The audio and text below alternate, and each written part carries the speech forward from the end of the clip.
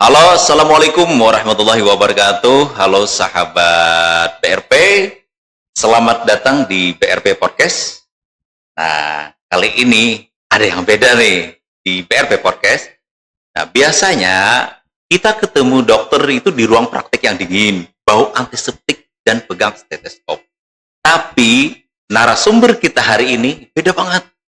Nah, beliau justru lebih sering pegang cangkul, berpanas-panasan di lahan, dan bergaul dengan tanaman, ya bermacam-macam tanaman. Nah, khususnya di Kecamatan Halong. Nah, bagaimana nih kisah dokter yang sukses banting setir, atau lebih tepatnya sering mengawinkan ilmu medis dengan pertanian. Yuk kita sapa Dr. Somento Sastro Utomo. Selamat siang Pak Dokter. Selamat siang. Oke, terima kasih. Apa kabar Pak Dokter? Baik, ya. Terima kasih atas undangan ke podcast ini. Alhamdulillah. Ya. Sahabat BRP, jangan beranjak dari channel ini. Ini dia BRP Podcast.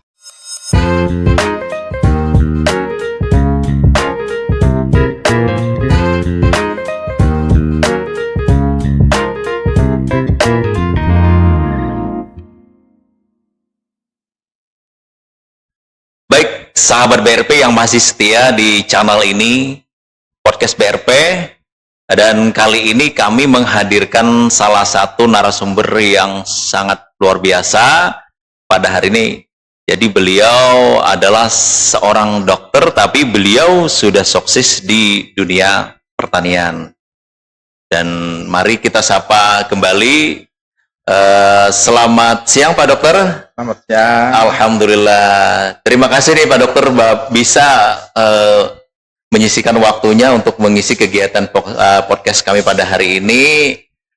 Memang banyak sekali nih pertanyaan mungkin yang membuat kami penasaran nih tentang kesuksesan dokter saat ini. Ya. Yang mana kan dokter saat ini sudah sukses di dalam dunia pertanian ya. Ya. Jadi nih Pak Dokter, kami pengen bertanya nih, bisa nggak Pak Dokter cerita nih perjalanan hidup kok bisa ya sampai ke Kalimantan, yang tepatnya di Kecamatan Halong saat ini ya, Kabupaten Balangan. Nggih, bisa ceritakan sedikit Pak Dokter? Nggih. Oh ya. Ceritanya mungkin panjang ya. Kita agak singkat sedikit. Iya. Ceritanya saya dulu itu lulus di Universitas Wijayakusuma sekitar tahun 2005. Iya. 2005 lulus. Itu kerja di Surabaya. Berhubung kerja di Surabaya namanya masih muda, itu habis nggak karuan, dan masih minta uang ke orang tua terus. Akhirnya saya disuruh ke Kalimantan, karena di Kalimantan mungkin dulu masih butuh dokter, dan ada paman di sini, jadi dokter gigi di sini di Kabupaten Balangan. Akhirnya saya diminta datang ke Kabupaten Balangan untuk menjadi honorer ya, waktu itu nggak ada jadi honorer di Kabupaten Balangan, ditugaskan di Puskesmas Persus, tapi karena medan Puskesmas Persus yang jelek banget dan kita juga tidak dapat sarana transportasi, waktu itu saya minta pindah ke Puskesmas Halong tahun 2006 awal tuh, pindah ke Puskesmas Halong. Oh iya. Sampai dah di Puskesmas Halong kita daftar PNS dan SK-nya langsung di Puskesmas Halong. Oh, alhamdulillah. Berarti diangkat menjadi PNS itu tepatnya di Puskesmas Halong ya? Iya. Benar sekali. Nih ngomong-ngomong itu mungkin sekilas ya tentang perjalanan Pak Dokter ke Kalimantan ya. Ya. Dan sahabat BRP perlu juga sahabat BRP ketahui bahwa dokter ini, beliau ini Pak Dokter Somento ya, kita panggil Pak Somento ya. Oke. Itu biasa dipanggil Dokter Tomat ya Pak? Ya. Nah, panggilan Dokter Tomat ini kenapa? Jadi beliau ini lebih terkenal dengan Dokter Tomat. Sampai-sampai di mobilnya ada juga tulisannya Pak, Dokter Tomat ya angkutannya. Nah gitu. Jadi gini Pak Dokter, ini coba kami lagi bertanya. Banyak orang nih menganggap dokter dan petani adalah dua dunia berbeda. Ya. Nah, jadi bagaimana cerita awalnya nih Bapak yang sibuk di dunia medis memutuskan untuk terjun serius nih ke dunia pertanian? Nah gitu, awal mulanya nih. Awal mulanya itu waktu itu saya tahun 2011 ya beli tanah di Kaltim sebenarnya ya. Tahun 2013 kami garap. Nah, kami mikirnya nanti kalau setelah dikerjakan nggak ada yang ngerawat, itu nanti akan jadi hutan lagi. Ya, akhirnya saya mikir-mikir lah. Coba saya tanami sayur-sayuran gitu kan. Karena memang kita di sini ada ibaratnya di Kalimantan ini waktu itu memang susah, kalau sayuran itu memang lebih mahal. Betul. Mungkin mahal banget ya kalau ukuran sayur itu waktu itu mahal banget. Jadi saya coba di sana. Tapi waktu mengerjakan di Kaltim itu ternyata di sana ada kendala. Kendalanya masalah cuaca. Kalau panas kita nggak dapat air karena tempatnya di pegunungan dan tidak ada sungai besar. Gitu. Jadi waktu pas tanaman bagus-bagusnya panas, tanamannya layu ya kita rugi. Habis rugi itu kita alihkan pertanian itu karena saya sendiri hobi di tani. Pertaniannya saya alihkan ke Halong. Memang kalau dunia pertanian itu nggak awam bagi saya karena saya anak petani dan saya menggeluti pertanian itu sampai SMA masih ikut bapak bertani di sawah. Oh, berarti memang basic dari awalnya memang dunia petani ya, Pak? Ya, memang dari latar belakang orang tua. Petani lah, iya benar. Menarik. Jadi ngomong-ngomong nih, di Kaltim itu yang uji cobanya itu apa, Pak? Tanam sayur jenis apa dulu, Pak? Di Kaltim itu kami tanam sayur cabai keriting sama tomat sama terong waktu itu. Lahannya 1 hektar, uji cobanya itu di lahan 1 hektar. Itu kalau nggak salah menghabiskan modal 67 juta waktu itu, tahun 2014. Dan cuma balik 17 juta. Jadi 50 juta itu rugi. Jadi saya pikir-pikir, saya coba lah, karena kita hobi ya, kalau masalah hobi ini susah, nggak bisa diukur dengan nilai materi lagi kan, karena kita hobi di pertanian. Cobalah kita kembangkan di Halong, karena di Halong ini tanahnya subur, pengairannya saya rasa enak, kita coba. Dan ternyata waktu kita kembangkan di Halong, ya kita juga belum untung, karena kita belum tahu situasi harus penjualan kan. Iya, betul. Ternyata kita punya karyawan 3 orang waktu itu, hasilnya nggak mencukupi untuk bawa ke pasar Barabe, rugi di transport. Oh iya. Nah, akhirnya kita nambah karyawan lagi 6. Nah, ternyata dengan karyawan 6 cukup, dengan tanaman hampir 2 hektar cukup membawa untuk 1 pickup sayuran itu ke Barabe. Jadi nggak rugi di transport. Nah, akhirnya kalau pertama-tama di Halong juga rugi masih. Oh iya. Jadi gini Pak Dokter, di Halong itu pertama punya karyawan itu kurang berapa kemarin itu? Di Halong itu lanjutan dari Kaltim, itu 3 orang dari Kaltim itu kan kita bawa ke Halong, terus sampai Halong kita tambahi 3 orang lagi, jadi 6 orang pertama karyawan di Halong. Iya, jenis orang. Tanamannya di Halong jenis tanaman waktu itu terong sama tomat aja. Oh, terong sama tomat. Ya. Akhirnya bisa berkembang itu lewat tanaman yang mana Pak, yang lebih dominan itu Pak? Nah, itu kami di Halong ini pernah mencoba 12 tanaman. Luar biasa, sahabat 12 tanaman dan kita memang namanya orang itu kan kita harus memilah.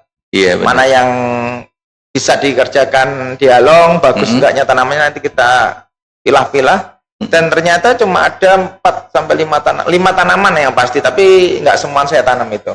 Jadi tanaman yang profit ya di sini itu ya tomat, terong, cabai, kembang kol, ya itu bisa menghasilkan yang lumayan lah kalau hasilnya. Kalau itu sampai sukses lumayan hasilnya. Oh iya benar. Jadi dari cerita awal tadi memang luar biasa ya Pak Dokter, perjalanannya dari Kaltim dulu, rintisan awalnya mencoba, dicoba dan terus mencoba. Jadi berapa kali gagal mungkin, Anda pernah nggak? Kegagalan itu sering ya Pak Dokter ya mungkin ya? Ya, namanya kita berusaha itu pasti ada gagalnya. Iya. Apalagi kalau awal-awal itu kegagalan itu sebenarnya ilmu. Iya benar. Ya, karena kalau kita gagal sekali, 2 kali itu apa sih kelemahan kita di sini? Ternyata kita pelajari, penanaman ketiga kita sudah berhasil di sini. Cuma kalau di Halong nih yang bisa menghabiskan kegagalan yang gagal total itu banjir aja, yang pasti itu aja. Oh jadi tantangan paling menakutkan untuk petani itu adalah banjir. Ya, karena kita kan juga di pinggir sungai semua lahannya di pinggir sungai. Iya, benar sekali. Menarik sekali memang. Jadi sampai saat ini Pak Dokter udah punya karyawan berapa orang nih dari awal tanam sampai sekarang ini? Nggih, untuk di Kecamatan karyawan Halong itu ini. ya nambah-nambah ya. Mulai dari 3 tadi 6, 9, akhirnya 18 orang dan sekarang karyawan terakhir itu 35 orang. Masya Allah, luar biasa. Sahabat BRI udah 35 orang. 35 orang. Ya. Itu sistem membayarnya gimana Pak Dokter itu? Ada karyawan itu untuk laki-laki itu semua pakai gaji bulanan kayak kita ya, kerja nggak kerja ya dibayar tiap bulan itu tiap tanggal 4 itu gajian. Kalau yang untuk perempuan itu harian lepas. Oh, harian. Harian lepas. Kerjanya tiap minggu bayarnya. Oh, tiap minggu. Ya. Wah, kalau dilihat dari sana, sahabat BRP, ini karyawannya sebanyak 35 orang. Kalau kita hitung-hitung nih, wah luar biasa ini. Modalnya nih, modal untuk karyawan aja. Tapi beliau punya perhitungan yang luar biasa dan manajemen keuangannya juga luar biasa, serta pengelola karyawannya juga mungkin sudah Pak Dokter ya udah. Karena usaha memang. Sudah dijadikan usaha. Benar. Bisnis lah banyak, pertanyaan untuk bisnis. Iya benar. Jadi gini Pak Dokter ya. Jadi kami ingin mencoba lagi nih, apa sih tantangan terbesar yang pernah membuat Bapak hampir menyerah gitu. Nah, dan bagaimana Bapak mengatasi dengan mentalitas seorang dokter nih? Pasti ya, mungkin ada ya pernah ya gitu. Nah, nggih, silakan Pak Dokter. Kalau pertanian itu yang hampir menyerah itu sebenarnya ada 2 tahun ya. Dari saya bertani mulai tahun 2014 sampai sekarang ini ada tahun-tahun sulit. Oh iya. Nah, tahun-tahun sulit itu tahun 2017 banjir besar. Oh sama tahun 2021.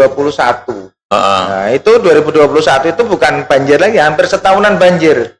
Jadi 3 kali tanam serentak kami 3 kali gagal terus. Allah. Hampir setahunan itu 2021 itu kami hampir gagal. Cuma dibalas di tahun 2022 dengan harga yang lumayan, akhirnya ya kita baliklah. Balik modalnya juga sih. Iya, alhamdulillah. Iya, sahabat BRP luar biasa. Beliau cerita, ya memang kegagalan pasti ada ya Pak. Tapi beliau punya komitmen juga, ya selalu optimis ya Pak. Nah, selalu optimis untuk membangun dunia pertanian. Mungkin di dunia usaha pertanian. Jadi gini Pak, sebagai seorang yang terbiasa dengan metode ilmiah ya mungkin, inovasi teknologi apa nih ya yang Bapak terapkan di bisnis tani Anda? Sebenarnya kalau tani yang saya kerjakan ini, kalau inovasi sih tidak terlalu ya. Oh, enggak terlalu. Nah, kita masih pakai konvensional kayak yang di daerah Jawa Timur. Oh iya. Karena memang semua karyawan saya hampir semua datang dari Jawa Timur. Oh iya ya. Berarti rata-rata dari Jawa juga ya Pak? Dari Jawa Timur yang saya bawa dari sana. Terus yang paling penting kita harus tahu sikon. Sikonnya itu ya kita untuk menghemat aja, kalau inovasi sih nggak ada. Kami pasangkan di kebun itu listrik. Pakai pengairannya sudah pakai dinamo kan. Sebagian pakai mesin diesel, sebagian pakai dinamo. Kita pasangkan di kebun itu langsung listrik. Oh, berarti lebih mempermudah ya, meringankan beban ini para karyawan. Dan kita menang kalau musim panas. Oh gitu. Menangnya itu dari sisi apa Pak Dokter? Nih kalau pengen lebih tahu di Kalimantan ini kalau musim panas kan cenderung tanahnya cepat meresap air. Nah, tanaman itu kalau nggak disiram semingguan sudah layu. Sementara kita semuaan tanaman itu di pinggir sungai ya, lahannya semua di pinggir sungai dengan pengairan yang terjamin. Kalau kami pengairan dijamin bagus karena semua alat-alat pertanian kami untuk pengairan itu lengkap. Kita punya mesin itu mesin Kobuta yang untuk pengairan air itu ada 5, ada mesin listrik juga yang dinamo itu ada 2, jadi kita nggak akan kekurangan air. Tapi kalau musim hujan ini yang was-was, karena banjir ini yang bisa menghabiskan semua modal itu kan. Iya benar. Jadi kalau udah banjir, wah musuh terbesar ya Pak. Benar. Kalau yang lain nggak mungkin gagal total, banjir aja yang bisa bikin gagal total itu ya. Biasanya lahan perkebunan itu dijaga malamnya atau gimana Pak? Tergantung. Kalau harga mahal banget, ya terpaksa kita jaga. Oh gitu. Ya, karena memang ada bisa kehilangan sih. Oh bisa. Ya, kalau Oke. harganya yang masih kisaran normal-normal jarang sih hilang. Biasanya Oh, waktu ya. harga-harga mahal tuh. Oh kalau harga Ya. mahal itu rentan Ya. ya Pak, rentan. Oke. Ya menarik sekali sahabat BRP.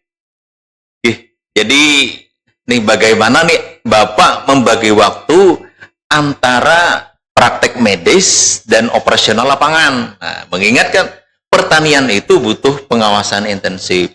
Dan juga kan kemarin juga Bapak kan sempat ini buka praktek. Nah, buka praktek yang di mana di Desa Kapul ya Pak, kalau nggak salah.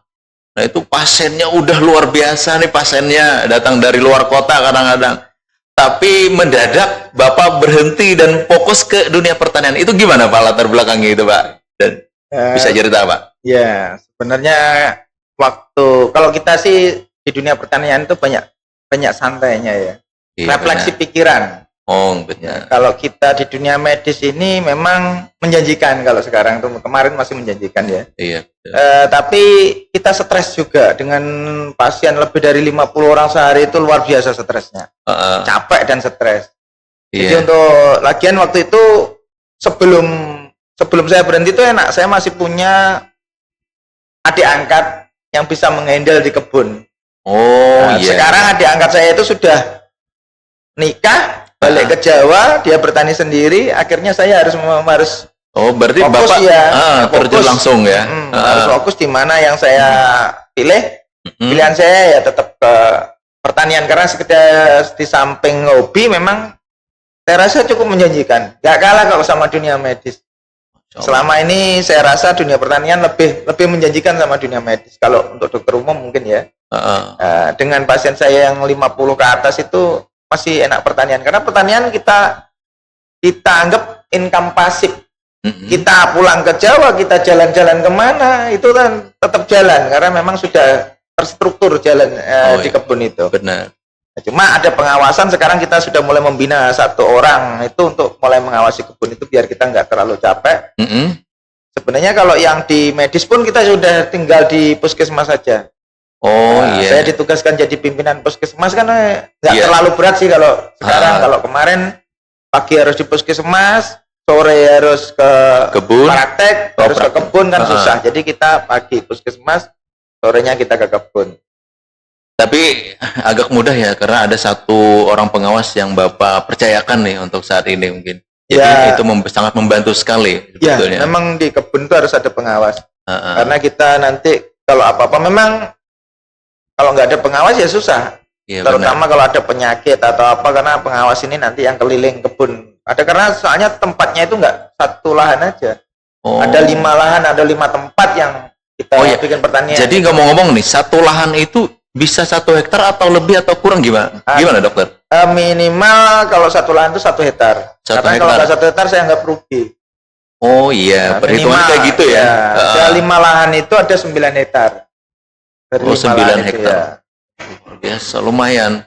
Sangat luas, cuman karyawannya 35 orang. Jadi dibagi-bagi ya Pak? Iya, memang proporsionalnya itu 1 hektar itu untuk 4 orang Pak. 4 orang? Ya, proporsionalnya bertani itu orang itu kekuatannya cuma 1/4 hektar aja.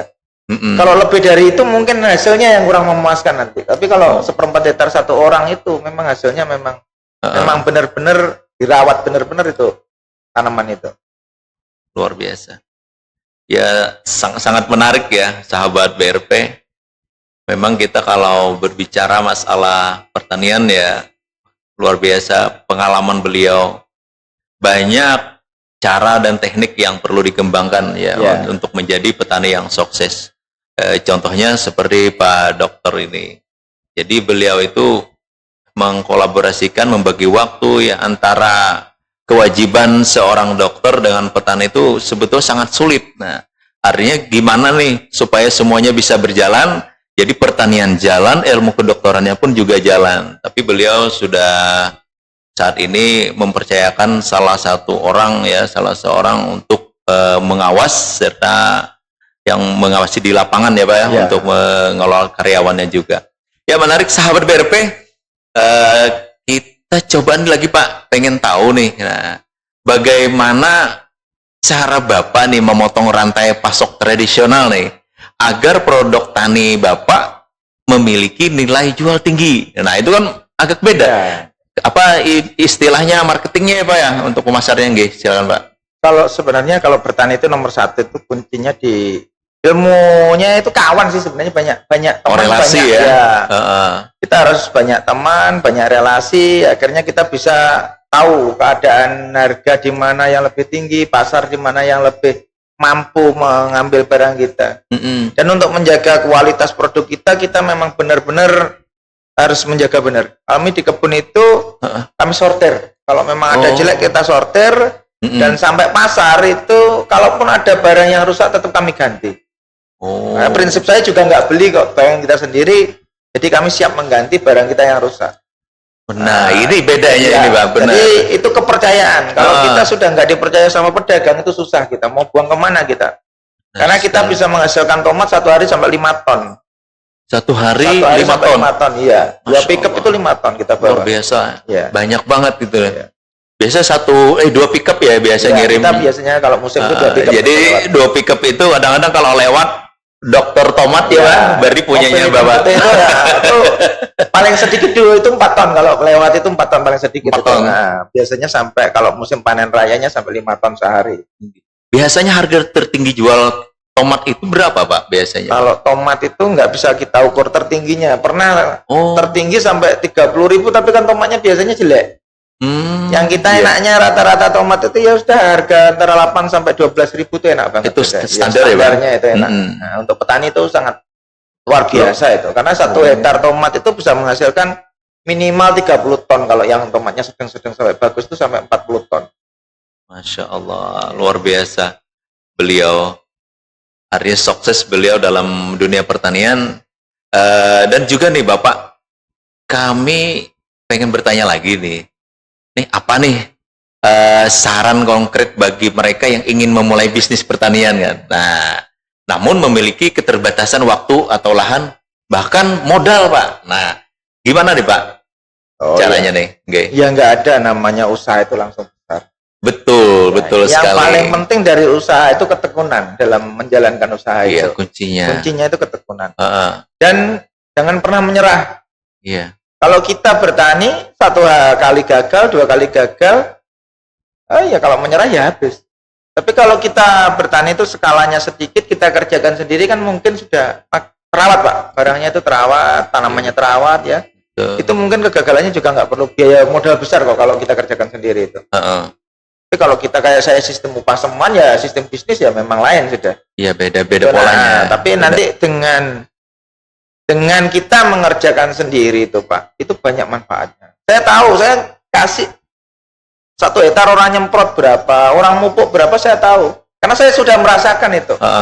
Saya pernah memetik tomat seini, saya menyangkul seumpama kekuatannya jadi jangan lebih. Maksudnya kalau orang pegawai kita nggak mungkin lebih parah dari kita kerjanya kan.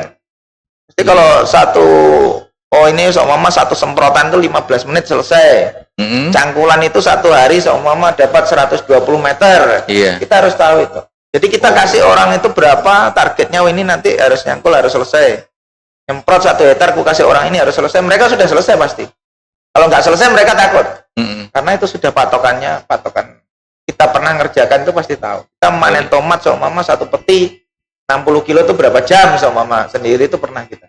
Jadi dihitung dulu ya Pak? Dihitung. Jadi kita nggak mungkin, karena nggak dibohongi Kak sama karyawan, nggak bisa bohongi. Berarti Bapak sudah ngerti ya? Iya. Hasil tomat sekian berarti waktu pemetikan gini. Iya. Kalau kita sama pesanan tomat dari ini 2 ton, saya kasih orang berapa sama Mama? Kasih orang 6 harus selesai, ya harus selesai. Punya target ya. Dalam sehari itu. Jadi kalau kurang dari 2 ton, berarti dia nggak kerja benar-benar itu. Jadi kita nggak bisa kali sama pegawai itu. Makanya itu kan. Berarti kita juga ada Pak, kita kasih reward juga pegawai. Gitu. Biasa gimana nih Pak? Dalam prinsip kerja itu sebenarnya kalau kita pengen sukses ya kita harus memanusiakan pegawai itu juga, kita kayak anggap keluarga sendiri. Benar. Jadi waktu kita panen, kalau contohnya ini ngomong di pegawai negeri atau pegawai apapun, kalau mereka tidak dapat insentif atau bonus, mereka kerja ya sudah, kerja nggak kerja dibayar kok tiap bulan kan gitu kan, sama. Kerjaannya juga kurang maksimal. Ya maksimal. Tapi kalau kerjaannya dikasih tahu gini, 10% dari hasil tuh ambil aja sebagai bonus. Itu pasti mereka lebih Ya, pengen semangat, kerjanya ya. Tambah semangatnya semangat. itu nanti pokoknya aku harus panen seini, nanti aku dapat bonusan gitu. Luar Jadi itu biasa. harus memang gimana ya gitu. Memberikan Ya, rewardnya kepada para pekerja ya Pak, pekerja itu harus ada. Benar sekali. Kita boleh ibaratnya menekan karyawan, tapi kan rewardnya ada. Mereka buktinya ada yang 10 tahun ikut saya juga enggak. Oh, ya mulai awal ada yang sampai sekarang ikut saya juga enggak berhenti. itu tandanya betah. Iya, ya benar. Cocok jadi gitu cocok orang enggaknya pekerja itu kita lihat dari kita mengerjakan orang ganti-ganti enggak pekerjanya. Nah, kalau setahun ganti, setengah tahun ganti itu berarti enggak cocok sama yang pemberi kerja. Tapi kalau kita ini kan ada yang 6 tahun, ada yang 10 tahun satu orang tuh masih sampai sekarang ikut saya. Oh, iya 10 tahun ya. Ini luar biasa, berarti Bapak ini menyerap tenaga kerja lumayan banyak. Lumayan. Nah, gitu. Dan juga nih Pak, kami pengen bertanya nih, siapa sih di belakang Bapak sosok seorang yang membuat Bapak sukses nih mungkin? Ya, Kak. Sebenarnya kalau kita berkeluarga itu sosok suksesnya pasti istri. Wow, luar karena biasa. kalau kita usaha tanpa dukungan istri, itu nggak mungkin berhasil. Karena kita itu pasti kalau usaha apapun kan namanya kita sudah berkeluarga itu kita berunding, perlu modal atau apa itu kan pasti namanya sama istri. Iya, itu nomor satu. Kalau saya sih sosok istri. Tapi yang penting itu kalau saya sih tugas saya itu ya menjalankan kewajiban aja. Iya. Saya pikir-pikir kalau kita membuka lapangan, kenapa sih saya nggak terjun ke dunia medis itu kita seriusin? Iya. Karena memang tujuan saya hidup itu pengen membuat orang itu bahagia, membuka lapangan kerja yang banyak, sebanyak-banyaknya. Benar. Kalau bisa sebanyak-banyaknya, karena prinsip saya kalau orang bisa saya kerjakan, orang itu bahagia, doa itu mengalir dari mana-mana. Karena kita yang kerjakan 35 orang, pasti 35 orang keluarganya mendoakan kita untuk sukses. Masya Allah, luar biasa Bapak. Itu yang paling penting. Iya. Iya benar sekali ya. Semakin banyak beliau bilang tadi mempekerjakan orang, maka doa orang yang untuk kebaikan kita akan selalu mengalir ya. Artinya mempermudah kita untuk menjalankan usaha serta mempermudah kita dalam berusaha dalam menjalankan apa istilahnya dunia pertanian ya Pak, dan juga dunia kerja. Sahabat BRP sudah kurang lebih 30 menit ya kita sudah dibersamai oleh Bapak Dokter. Jadi kami dari BRP Podcast juga Bapak banyak-banyak terima kasih karena Bapak sudah bisa mengisi podcast kita pada hari ini. Dan sedikit nih Bapak, apa sih pesan dan pesan nih untuk kami juga khususnya terima kasih Bapak. Mungkin saya ucapkan apresiasi untuk BRP Podcast yang memang untuk wawasan mungkin kedepannya ini salah satu inovasi dari desa yang bagus ya. Untuk membuat masyarakat kita itu mempunyai inspirasi untuk memajukan daerah kita itu ya. Jadi yang paling penting itu. Dan pesan-pesannya semoga BRP Podcast ya semakin bagus. Amin. Karena kita ini masih awal-awal Pak ya. Iya benar sekali. Kita masih pioner untuk BRP Podcast. Ini termasuk di Balangan pionernya ya. Jadi moga-moga ada perbaikan-perbaikan. Tapi saya sudah salut banget ini. Lumayan bagus lah untuk sekelas kita di desa bikin acara kayak gini. Mungkin di Balangan baru satu-satunya yang ada yang benar Pak. Untuk BRP Podcast. Jadi harapan kita ya mudah-mudahan BRP Podcast ini bisa berkembang. Dan kami pun juga Pak tidak segan-segan, tidak henti-hentinya akan menampilkan sosok-sosok yang inspiratif dan juga memberikan informasi kepada masyarakat, baik masyarakat baru Penyambaran, Kecamatan Halong, bahkan Balangan. Jadi akan kami hadirkan selalu tokoh-tokoh inspiratif untuk kita semua. Sahabat BRP, mungkin sudah 30 menit tadi kita sudah berbicara dan bercerita tentang kesuksesan Bapak Dokter. Jadi perlu kita ketahui, jadi Dokter Tomat ternyata adalah seorang dokter gitu ya. Nah akhirnya pada hari ini kita sudah terjawab semuanya. Rasa penasaran kami BRP Podcast juga untuk menggali informasi ini. Jadi kami BRP Podcast dan saya Handiansah pamit undur diri. Mohon maaf atas segala kekurangannya. Saran dan kritik sangat kami harapkan. Sekian, wassalamualaikum warahmatullahi wabarakatuh.